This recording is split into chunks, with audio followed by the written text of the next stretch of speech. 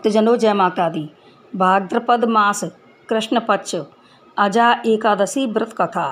युधिष्ठिर ने पूछा, जनार्दन, अब मैं यह सुनना चाहता हूँ कि भाद्रपद मास के कृष्ण पक्ष में कौन सी एकादशी होती है, कृपया बताइए। भगवान श्री कृष्ण बोले, राजन, एक चित्त होकर सुनो। भाद्रपद मास के कृष्ण पक्ष की एकादशी का नाम अजा है। वह सब पापों का नाश करने वाली बताई गई है। भगवान ऋषिकेश का पूजन करके जो इसका व्रत करता है और उसके सारे पाप नष्ट हो जाते हैं।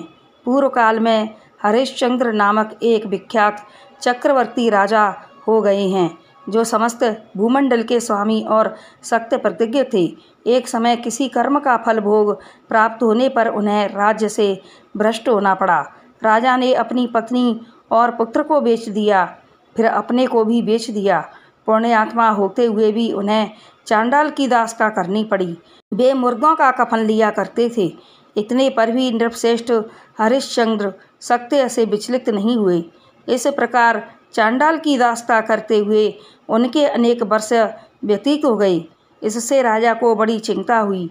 वे अत्यंत दुखी होकर सोचने लगे, क्या करूं, कहाँ जाऊं, कैसे मेरा उद्धार होगा। इस प्रकार चिंता करते करते वे शोक के समुद्र में डूब गए। राजा को शोकातुर जानकर महर्षि गौतम उनके पास आए। श्रेष्ठ ब्राह्मण को अपने पास आया हुआ देखकर नृपश्रेष्ठ ने उनके चरणों में प्रणाम किया और दोनों हाथ जोड़ गौतम के सामने खड़े होकर अपना सारा दुखमय समाचार कह सुनाया। राजा की बात सुनकर गौतम ने कहा, राजन, भादों के कृष्ण पक्ष में अत्यंत कल्याणमयी अजा नाम की एकादशी आ रही है, जो पुण्य प्रदान करने वाली है। इसका व्रत करो, इससे पाप का अंत होगा। तुम्हारे भाग्य से आज के 7वें दिन एकादशी है। उस दिन उपवास करके रात में जागरण करना। ऐसा कहकर महर्षि गौतम अंतर्धान हो गए। मुनि की बात सुनकर राजा हरिश्चंद्र ने उस उत्तम व्रत का अनुष्ठान किया। उस व्रत के प्रभाव से राजा सारे दुखों से पार हो गए। उन्हें पत्नी पुनः प्राप्त हुई और पुत्र का जीवन मिल गया। आकाश में दुंदुभियाँ बज उठीं। देवलोक से फूलों की वर्षा होने लगी। एकादशी के प्रभाव से राजा ने निष्कंटक राज्य प्राप्त किया और अंत में वे पुरजन तथा परिजनों के साथ स्वर्गलोक को चले गए।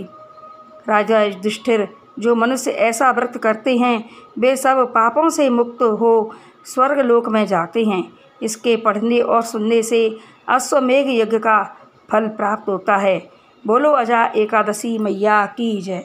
तो भक्तजनों, यह अजा एकादशी व्रत की कथा कहानी आप सभी को पसंद आई हो तो हमारे चैनल को लाइक, शेयर और सब्सक्राइब करें। जय माता दी।